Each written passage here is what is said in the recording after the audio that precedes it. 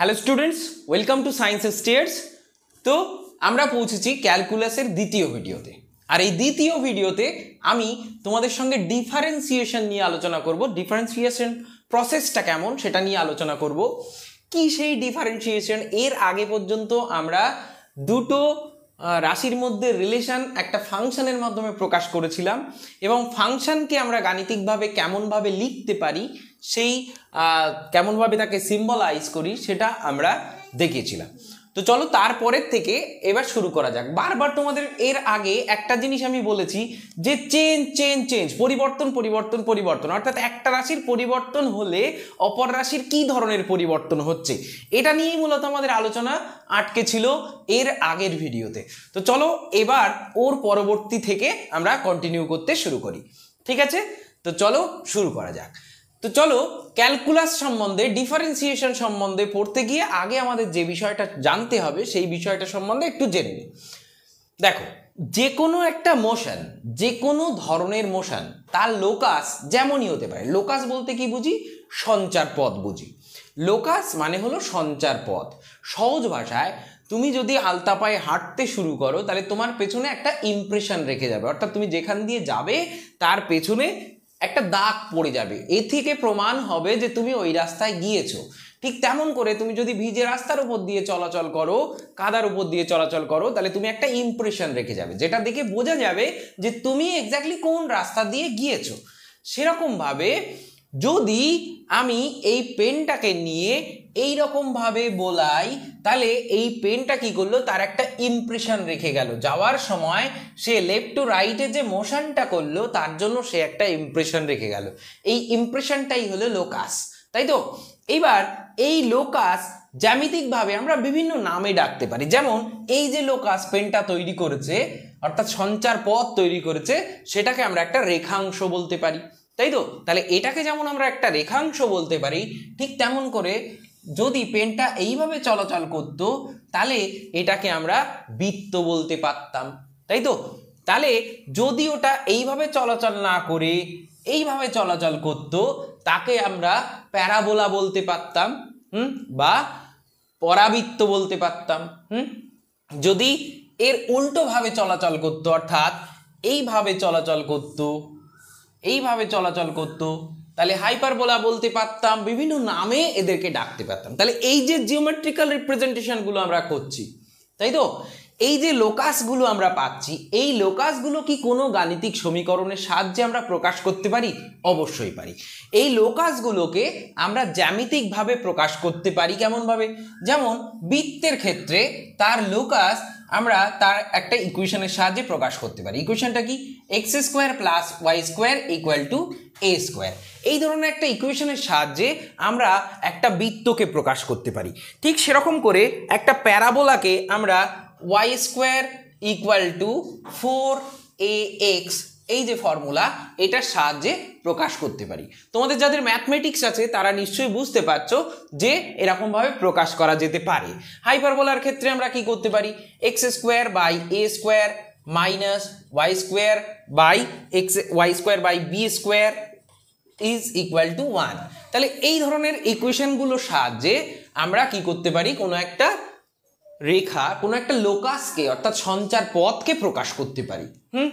যেমন এখানে আমরা একটা সরল রেখা অঙ্কন করেছি, তাহলে এই সরল রেখার কি কোনো লোকাস বা লোকাসের সমীকরণ হতে পারে? অবশ্যই হতে পারে। সরল রেখার ক্ষেত্রে এই ক্ষেত্রে সমীকরণটা হবে y ইকুয়াল টু mx, এটাই হবে এক্ষেত্রে সমীকরণ। তাহলে আমরা বুঝলাম যে কোনো ধরনের মোশন, জিওমেট্রিক্যালি মোশনটা যেমনই হোক না কেন, তাকে আমরা একটা ইকুয়েশনের মাধ্যমে প্রকাশ করতে পারি। আর ইকুয়েশনের মাধ্যমে যখনই কোনো একটা প্রকাশ আমরা করলাম, তখন আমরা দেখলাম সেই ইকুয়েশনের মধ্যে একাধিক পরিবর্তনশীল রাশির অস্তিত্ব থাকতে পারে। যেমন এই ইকুয়েশনটার মধ্যে এক্স এবং ওয়াই দুটো পরিবর্তনশীল রাশির অস্তিত্ব আছে, যেখানে এক্স এর পরিবর্তন হলে তার ফল ভুগবে কে? ওয়াই। অর্থাৎ এক্স এর সামান্য পরিবর্তনে ওয়াই এরও সামান্য পরিবর্তন কিন্তু হবে। তার মানে এক্স এর পরিবর্তনের প্রভাব ওয়াই এর উপরে অবশ্যই পড়ে। এই যে এক্স এর কি পরিবর্তন হলে ওয়াই এর কি পরিবর্তন হবে, সেটাই আমরা বোঝানোর চেষ্টা করব ডিফারেন্সিয়েশন প্রসেসের মাধ্যমে। আমরা প্রথমে যেটা বোঝালাম সেটা হচ্ছে বিভিন্ন ধরনের ইকুয়েশন অর্থাৎ ফাংশনাল রিলেশনগুলোকে আমরা দেখানোর চেষ্টা করলাম।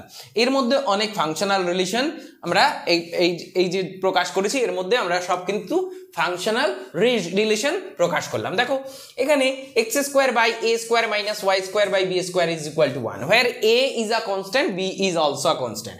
Here 4 is a constant, a is a constant.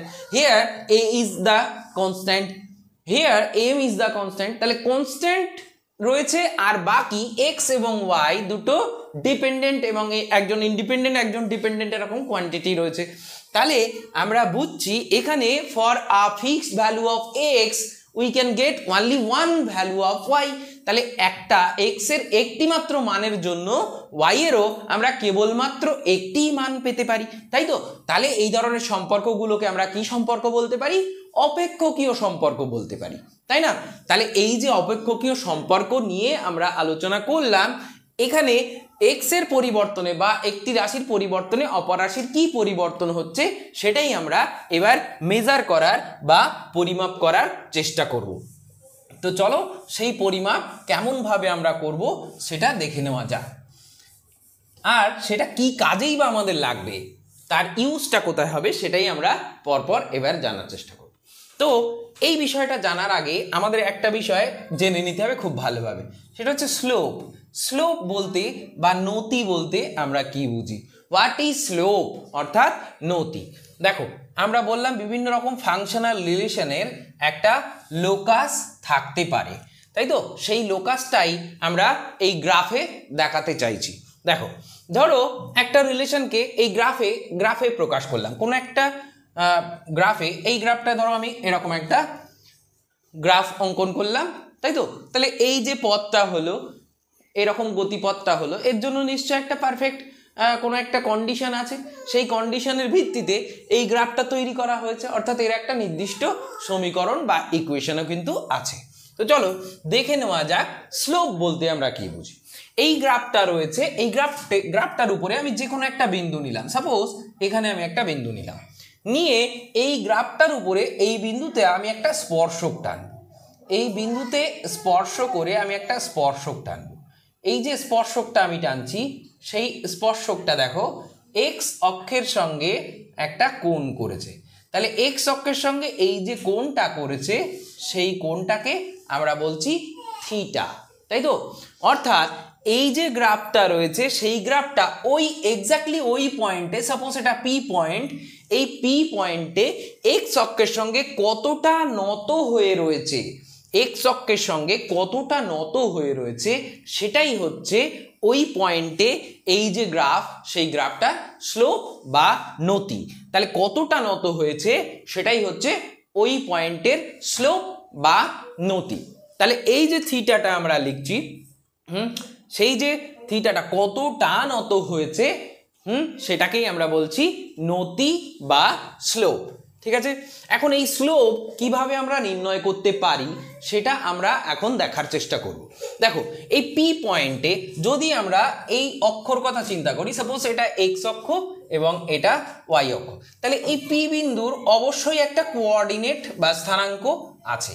তাহলে এই পি বিন্দুর অবস্থান কটা অঙ্কের সাহায্যে প্রকাশ করতে পারবো? আমরা দুটো অঙ্কের সাহায্যে প্রকাশ করব।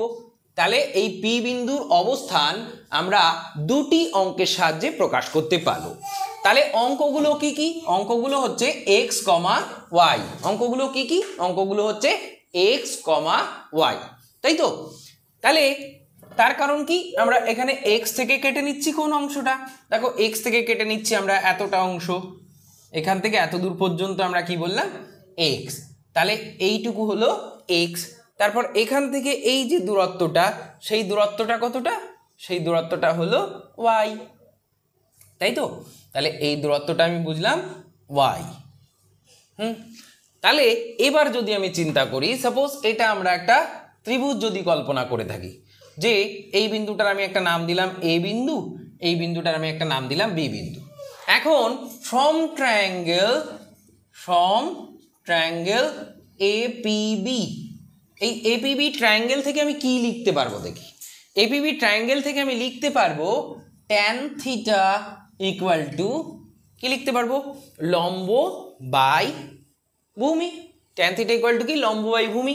তাহলে এই যে থিটাটা আমরা নিয়েছি তার অপোজিটে যেটা থাকে সেটা লম্ব, তাহলে এক্ষেত্রে লম্ব কি, পিবি, তাই তো। আর ভূমি কোনটা হবে, ভূমি হবে এবি। তাহলে লম্ব বাই ভূমি এটাই হবে ট্যান থিটা। তাহলে এক্ষেত্রে পিবির ভ্যালু কত দেখি, তাহলে পিবির ভ্যালু হলো ওয়াই, পিবির ভ্যালু হলো ওয়াই। আর এবির ভ্যালু কত, এবির ভ্যালু হলো এক্স। তাহলে আমরা কি পেলাম, যে এখানে ট্যান থিটা ইকুয়াল টু আমরা পেলাম ওয়াই বাই এক্স। তাহলে এখানে ট্যান থিটা ইকুয়াল টু পেলাম ওয়াই বাই এক্স। এই যে ট্যান থিটাটা আমরা পেলাম ওয়াই বাই এক্স, এটাকেই আমরা বলবো নতি, এটাকেই আমরা বলবো নতি। তাহলে বুঝলাম যে নতি কাকে বলে, বোঝা গেল।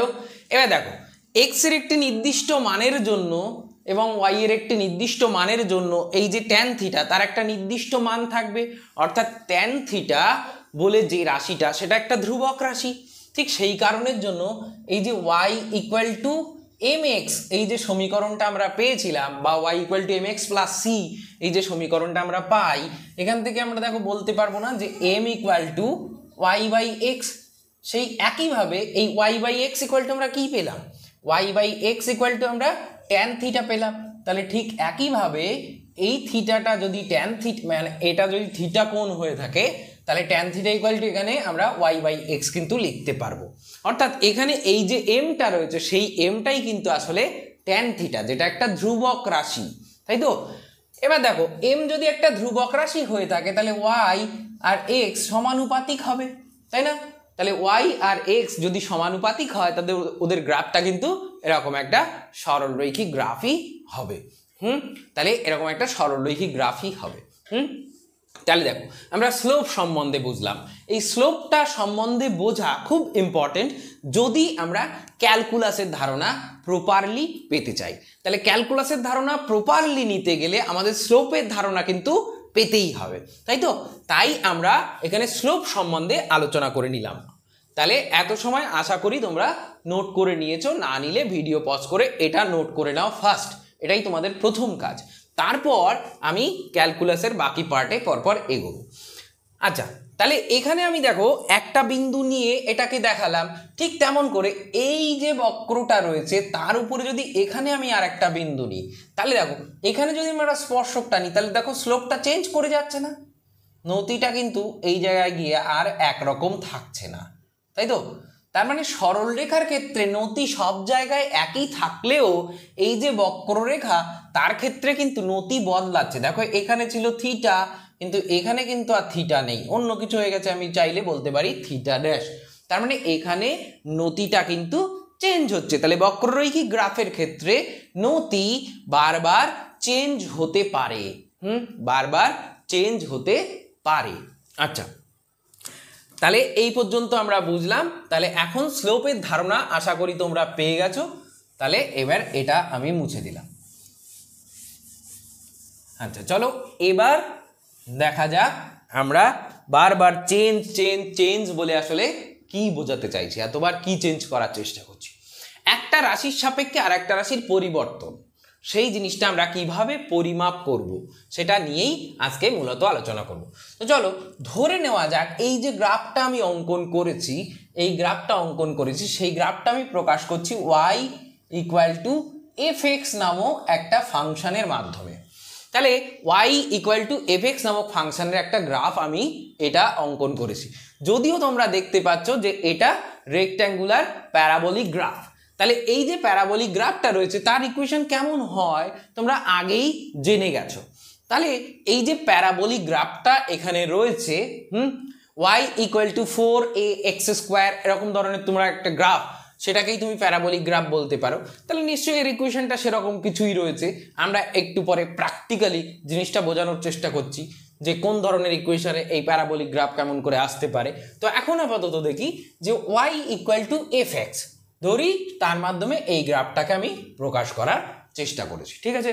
তাহলে এই যে গ্রাফটা, সেই গ্রাফটা y ইকুয়াল টু fx নামক একটি ফাংশনকে প্রকাশ করছে, ঠিক আছে।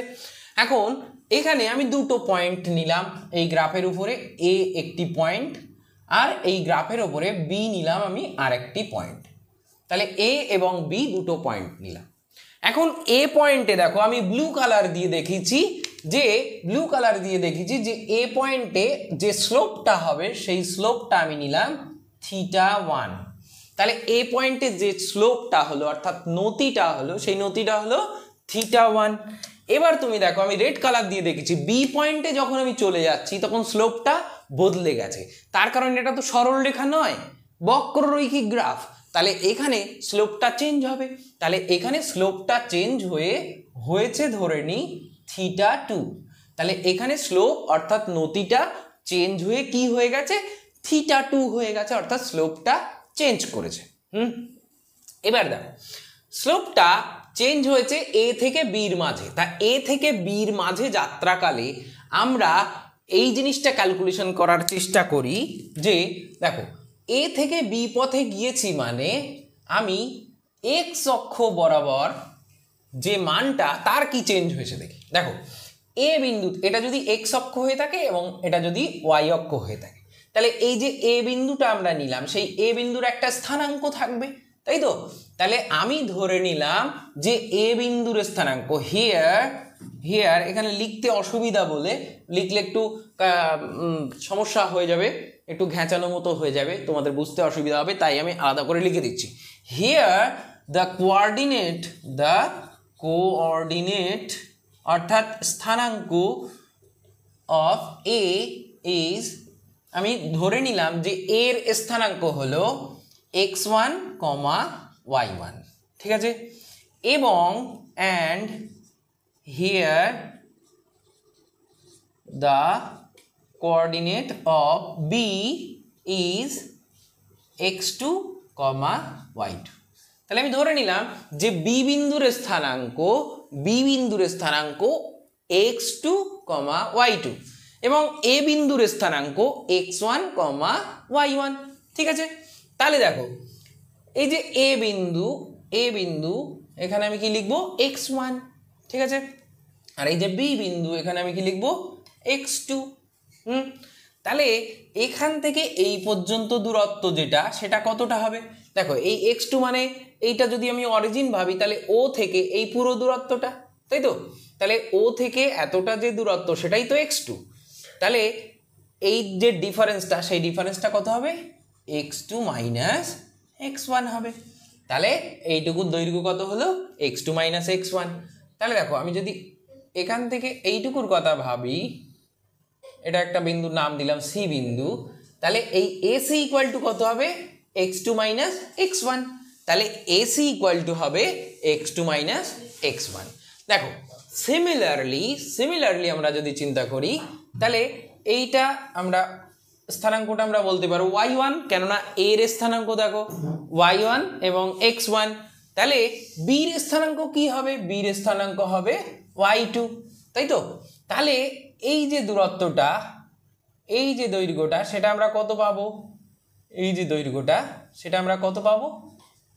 এই যে পুরোটা y2 আর এই পর্যন্ত y1, তাহলে এই দূরত্বটা আমরা পাবো y2 মাইনাস y1, তাই তো? তাহলে y2 মাইনাস y1, এই দূরত্বটা আমরা এটা পেলাম y2 মাইনাস y1। তাহলে এটার দূরত্ব যদি ওটা পেয়ে যাই তাহলে ভালো করে দেখো তুমি BC ইকুয়াল টু কত পাবে? তাহলে এখান থেকে তুমি বলতে পারো যে AC equal to x2 minus x1। তাহলে here AC equal to x2 minus x1 এবং BC ইকুয়াল টু কত? BC ইকুয়াল টু কত? BC equal to y2 minus y1। তাহলে এটা তুমি পেলে। এবার দেখো এই A এবং B একটা বক্ররেখার উপরে অবস্থিত, তাহলে ABC কি একটা ত্রিভুজ গঠন করতে পারবে? ABC কি একটা ত্রিভুজ গঠন করতে পারবে? তুমি ভালো করে দেখো, ভালো করে দেখলে তুমি খেয়াল করলে দেখতে পাবে যে এইরকম একটা ত্রিভুজ, মানে এরকম একটা ঘটনা ঘটিয়ে তাকে আমরা ত্রিভুজ বলছি, ভাবছি আর কি। দেখো এটা তো একটা বক্ররেখা, তাহলে এটাকে কি আমি ত্রিভুজ ভাবতে পারবো? ABC কে অবশ্যই পারবো না। যদি এটা বক্ররেখা হয়ে যায় তাহলে তো এটাকে আমি ত্রিভুজ ভাবতে পারবো না, তাই না? কিন্তু আমি যদি ধরে নিই যে এই এ আর বি বিন্দু খুব কাছাকাছি অবস্থিত, তাহলে এটা যেমনই বক্র হোক না কেন, এ আর বি যদি খুব কাছাকাছি অবস্থিত হয়ে যায় তাহলে আমি ধরে নিতে পারি যে এ আর বির মধ্যে যে রেখাটা পাওয়া যাবে সেটা সরল রেখা। আরো ভালো করে বোঝো, দেখো আমি এইরকম একটা রেখা এখানে অঙ্কন করলাম, এটা দেখে কি সরল রেখা মনে হচ্ছে? একদম নয়, এটা একটা বক্ররেখা, তাই তো? দেখো এই বক্ররেখাটা আমি তোমাকে দেখালাম, বললাম যে এই রেখাটা কি, তুমি বললে এটা অবশ্যই একটা বক্ররেখা। এইবার আমি একটা কাজ করলাম, আমি এখান থেকে 2 আঙুল দিয়ে এরকম করে দিলাম কেটে, দিয়ে এই পাটটা মুছে দিলাম, দিয়ে এইটুকু দেখে তোমাকে বলতে বললাম, বলো তো এবার এটা সরল রেখা না বক্ররেখা? দেখো তোমার এটা দেখে কি মনে হচ্ছে এটা বক্ররেখা? বা এই যে বক্রটা আমি অঙ্কন করেছিলাম এটা যে তার অংশ, তাও বোঝা যাচ্ছে? বোঝা যাচ্ছে না, তাই না? তার মানে কি একটা বৃহৎ বক্রের ক্ষুদ্র অংশকে যদি আমরা কল্পনা করি তাহলে সেটাকে আমরা সবসময় সরল রেখা বলে ভাবতে পারি। তার মানে এখানে এই যে বক্রটা রয়েছে সেই বক্রের উপরে এ এবং বি দুটো কাছাকাছি যদি বিন্দু হয়, অর্থাৎ এই বিন্দুটাকে যদি আমরা এ ভাবতাম আর এটাকে যদি বি ভাবতাম, তাহলে এই এ বিকে আমরা সরল রেখা বলতে পারতাম, যদিও ওই এ বি কিন্তু একটা বক্ররেখার অংশ, তাই না? ঠিক তেমন করে এখানে এই যে বক্রটা আমরা পেয়েছি সেই বক্রের উপরে এ এবং বি দুটো বিন্দু যদি খুব কাছাকাছি চলে আসে তাহলে আমি বলতে পারবো যে এ এবং বি এই দুটো বিন্দু খুব কাছাকাছি আছে বলে এরা অবশ্যই একটা সরল রেখা তৈরি করবে। সুতরাং এবিসি তখন একটা সমকোণী ত্রিভুজ হয়ে যাবে। তাহলে এবিসি যদি একটা সমকোণী ত্রিভুজ হয়ে যায় তাহলে সেক্ষেত্রে এখানে একটা অ্যাঙ্গেল তৈরি হবে যাকে আমরা বলতে পারবো থিটা। তাহলে এই অ্যাঙ্গেলটাকে আমি বলতে পারবো থিটা, ঠিক আছে? এবং সেক্ষেত্রে এক্ষেত্রে যেমন এ এবং বি পয়েন্টে দুটো আলাদা আলাদা স্লোপ পাওয়া গিয়েছিল, তাই না? এ এবং বিতে দুটো আলাদা আলাদা স্লোপ পাওয়া গিয়েছিল, কিন্তু যদি এটা এ এবং বি সরল রেখা তৈরি করে, অর্থাৎ এমন হয় এর উপরে যদি এখানে এ বিন্দু আর এটা আমি বি বিন্দু ভাবি, তাহলে এখানে এ বিন্দু থেকে এবং এ এবং বি দুটো বিন্দু থেকে ডিফারেন্ট স্লোপ হবে?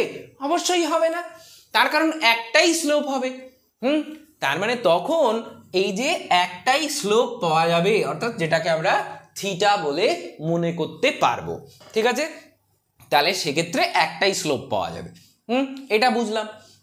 আচ্ছা, এবার দেখো, এবার আমি যেটা বোঝাতে চাইছি অরিজিনালি সেটা ভালো করে দেখো, যে এবার আমরা কি করছি, এবার আমরা যেটা করছি যে এক্ষেত্রে আমরা এই যে ক্যালকুলেশনটা এত সময় পর্যন্ত দেখলাম, এখান থেকে আমরা কি কি ধারণা পেলাম, যে y is a function of x, এরকম একটা ফাংশন ছিল যেটার গ্রাফ আমরা এরকম দেখেছিলাম। তাহলে এটা একটা ফাংশন ছিল, আমাদের উদ্দেশ্য হচ্ছে এক্স এর সামান্য পরিবর্তন করে ওয়াই এর কি পরিবর্তন হচ্ছে সেটা দেখার চেষ্টা করব। ফাংশনটা আমরা কি নিয়েছিলাম? ফাংশনটা আমরা নিয়েছিলাম যে y is a function of x, তাই তো? তাহলে y equal to f x এরকম নিয়েছিলাম। এবার আমি একটা কাজ করলাম, এক্স এর সামান্য পরিবর্তন করলাম। ভালো করে বোঝো, পরিবর্তন হয়ে কোনো একটা কোয়ান্টিটি ডিক্রিজ করতে পারে বা ইনক্রিজ করতে পারে। তাহলে পরিবর্তন হওয়া মানে কি? The quantity is increasing or maybe the quantity is decreasing. তাহলে কোয়ান্টিটি ইনক্রিজ করতে পারে বা ডিক্রিজ করতে পারে, দুটোই হতে পারে, তাই তো? সাপোজ আমি ধরে নিলাম যে এক্স এর ভ্যালু কিছুটা বেড়ে গেল, বেড়ে গেল বলতে কি বুঝলাম? যে এফ এক্স এর মান ডেল্টা এক্স পরিমাণ বেড়ে গেল, ঠিক আছে? তাহলে এক্স এর মান যদি ডেল্টা এক্স পরিমাণ বেড়ে যায় তাহলে ওয়াই এর মান কি হবে? ওয়াই এর মানও কিছুটা বেড়ে যাবে, অর্থাৎ চেঞ্জ হয়ে নতুন কোনো মান পাওয়া যাবে। ভালো করে বোঝো, একটা ইকুয়েশনের সাহায্যে তুমি বোঝার চেষ্টা করো। সাপোজ এখানে আমি বলেছি যে y ইকুয়াল টু 10x, এইটা আমি একটা ইকুয়েশন নিলাম, suppose y is equal two 10x বলে একটা ইকুয়েশন নিলাম, ঠিক আছে।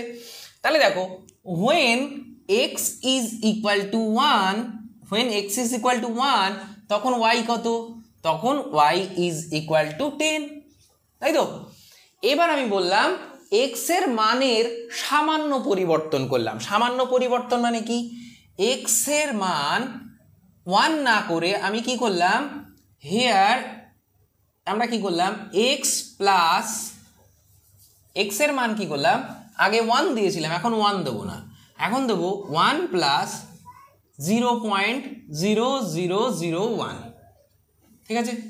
তাহলে দেখো x এর মান আগে 1 নিয়েছিলাম, এখন x এর মান দেখো সামান্য বেশি নিয়েছি, পয়েন্ট তারপর 3টে 0 দিয়ে 1, খুব সামান্য পরিবর্তন হয়েছে। তাহলে x এর এই সামান্য পরিবর্তন হয়ে xটা বর্তমানে কি হয়ে গেছে, xটা বর্তমানে হয়ে গেছে 1.0001। তাহলে xটা পরিবর্তন হয়ে এখন নতুন xটা কি হয়েছে, এইটা হয়ে গেছে, তাই তো। তাহলে x তো আর আগের মতো নেই, অন্য কিছু একটা হয়ে গেছে। তাহলে x এর মান এখন হয়েছে এত।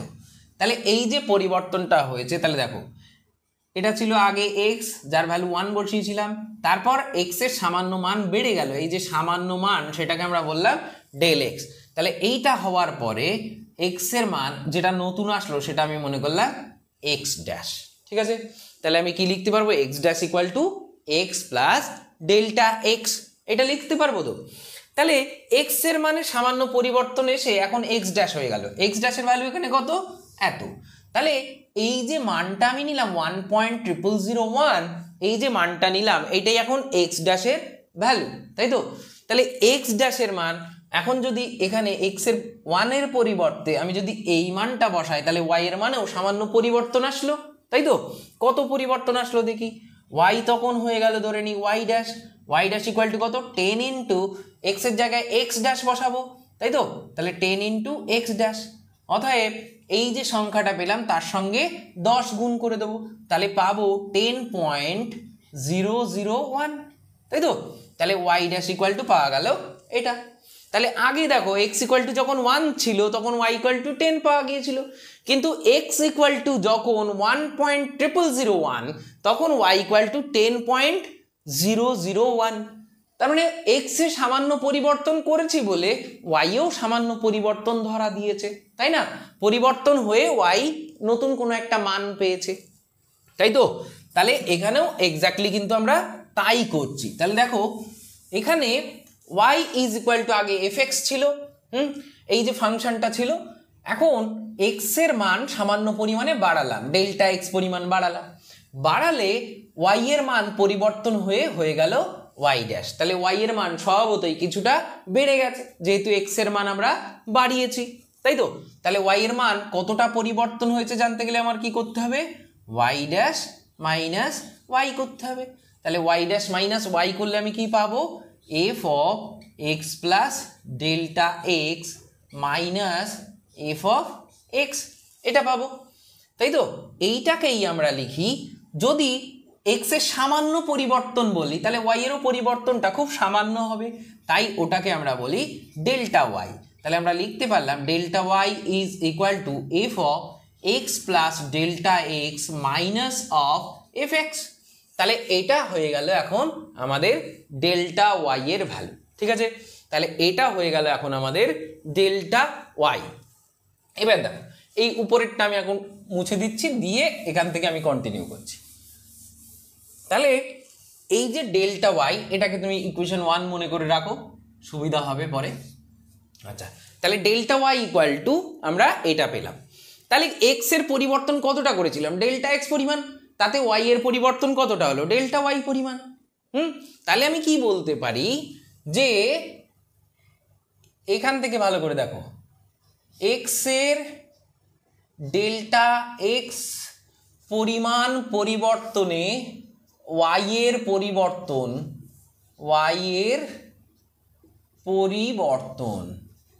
তাহলে y এর পরিবর্তন কতটা, ডেল্টা y। তাহলে এক্স এর ডেল্টা এক্স পরিমাণ পরিবর্তনে ওয়াই এর পরিবর্তন ডেল্টা ওয়াই পরিমাণ। এখন আমরা যদি বলি এক্স এর একক পরিমাণ পরিবর্তনে ওয়াই এর পরিবর্তন কতটা হবে, তাহলে তুমি কি লিখবে? Delta Y by delta X, ঐকিক নিয়ম, সিম্পল। তাহলে এক্স এর ডেল্টা এক্স পরিমাণ পরিবর্তনে ওয়াই এর পরিবর্তন হয় ডেল্টা ওয়াই পরিমাণ। তাহলে এক্স এর একক পরিবর্তনে ওয়াই এর পরিবর্তন কত হবে? Delta Y by delta x পরিমাণ। তাহলে এই যে নতুন রাশিটা তুমি পেলে, এই রাশিটা কি? এই রাশিটা হলো rate of change of y, rate of change of Y with respect to x. Rate of change, rate of change of y with respect to, important কথা, with respect to x। তাহলে দেখো কার সাপেক্ষে পরিবর্তন হচ্ছে? x এর সাপেক্ষে y এর পরিবর্তন। তার মানে কি x এর পরিবর্তন না হলে তো y এর পরিবর্তন হবে না। তাহলে x এর পরিবর্তনের সাপেক্ষে y, মানে x এর সাপেক্ষে y কি পরিমাণ পরিবর্তন হচ্ছে, তার মানে rate of change of Y with respect to x, সেটাকে আমরা কি দ্বারা ডিনোট করি? এই যে রাশি delta Y by delta x, এইটা দ্বারা ডিনোট করি, তাই তো? তাহলে দেখো এবার এখান থেকে তুমি কি লিখতে পারবে? দেখো আমরা তাহলে এখান থেকে কি লিখতে পারবো? এখন আগে তো এইগুলো আমরা অলরেডি প্রমাণ করে রেখেছি এখনো পর্যন্ত, এগুলো আমরা এখনো পর্যন্ত এই পর্যন্ত যে প্রমাণগুলো করেছি তার নিরিখে আমরা কি বলতে পারি? দেখো তার মানে এই যে rate of change of Y with respect to x, এটাকে আমরা লিখতে পারি না যে দেখো ডেল্টা ওয়াই ইকুয়াল টু কত? এই যে ইকুয়েশন 1-এ পাওয়া গিয়েছে। তাহলে ডেল্টা ওয়াই ইকুয়াল টু আমরা লিখতে পারি F of x plus delta x minus of f x, এটা আমরা লিখতে পারি বাই ডেল্টা এক্স। এটা লেখা যায় তো?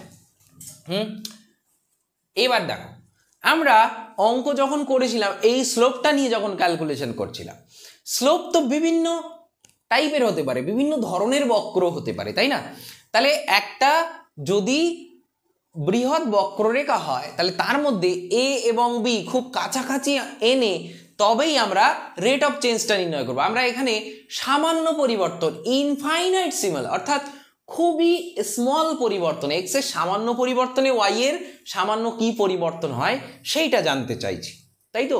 তাহলে এক্স এর সামান্য পরিবর্তনে ওয়াই এর সামান্য কি পরিবর্তন হয় সেইটা আমরা জানতে চাইছি। সেই কারণের জন্যই এ এবং বি কে আমরা খুব কাছাকাছি নিয়ে এসেছিলাম, তাই না?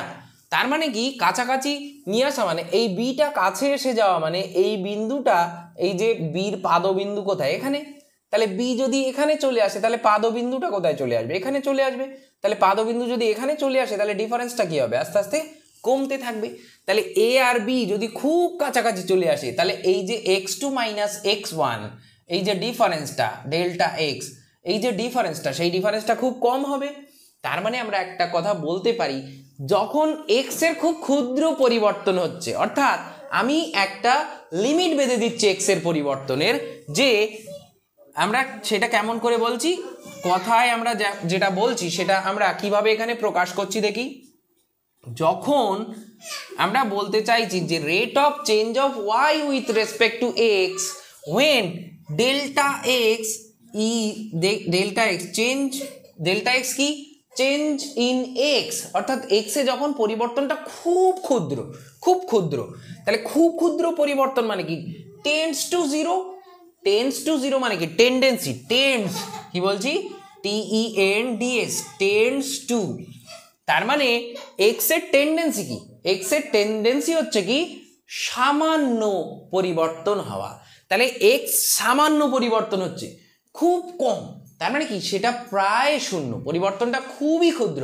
তাহলে আমরা লিখে দিচ্ছি সেটাকে, এই যে কথাটা আমরা বললাম সেটাকে যদি আমরা ম্যাথমেটিক্যালি প্রকাশ করতে চাই তখন আমরা কি বললাম, যে এক্স এর যে পরিবর্তনটা হবে সেটা খুব সামান্য হবে। তার মানে সেখানে আমরা একটা লিমিট বেঁধে দিচ্ছি যে এক্স এর পরিবর্তন খুব ক্ষুদ্র।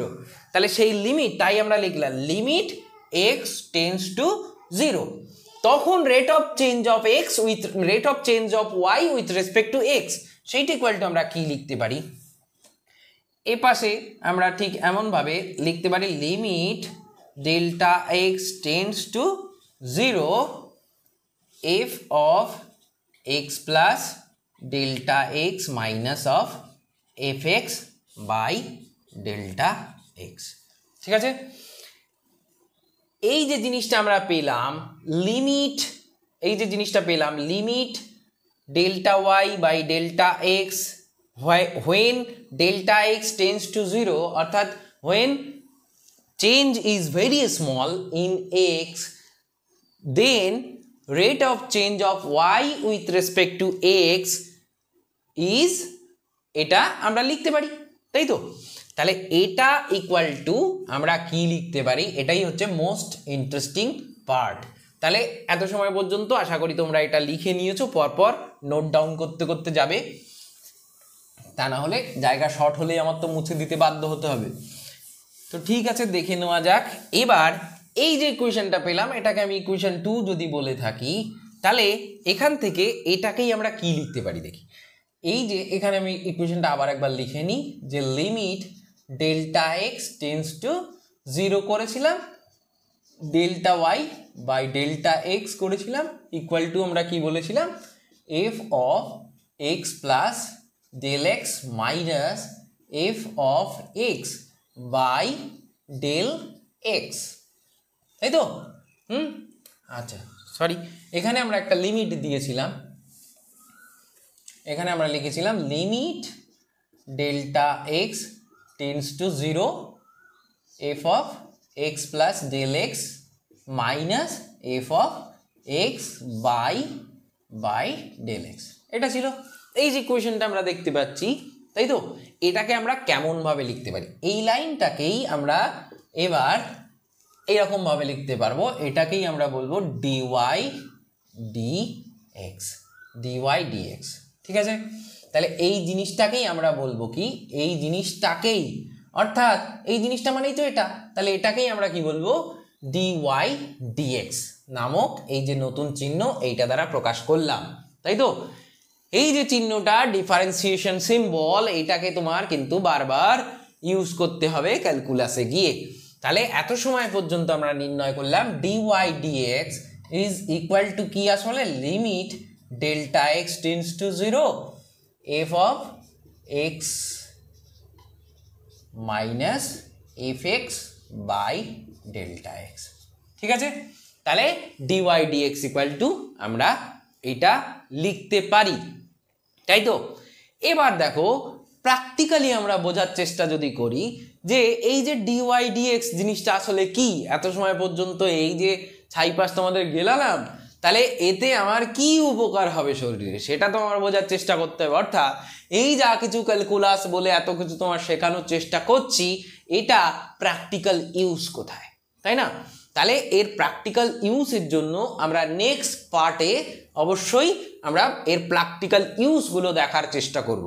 ঠিক আছে, তাহলে এত সময় পর্যন্ত আমরা ডিফারেনশিয়াল ক্যালকুলাসটা কিভাবে লিমিট আকারে প্রকাশ করব এবং লিমিট থেকে কিভাবে ডিওয়াই ডিএক্স এলো, ডিওয়াই ডিএক্স এর অস্তিত্বটা আমরা কোথা থেকে পেলাম, কিভাবে হঠাৎ ডিওয়াই ডিএক্স কে আবিষ্কার করলাম, সেটা আমরা এখানে জানতে পারলাম। এই যে ইকুয়েশনটা আমরা পেলাম, এটা এখন তোমার হয়তো বুঝতে অসুবিধা হচ্ছে যে এটা কতটা গুরুত্বপূর্ণ ইকুয়েশন। এই যে জিনিসটা আমরা পেলাম, সেই জিনিসটা হচ্ছে মূল ক্যালকুলাসের বেসিক, যে বেসিকটা প্রয়োগ করে আমরা অনেক কাজ করতে পারবো।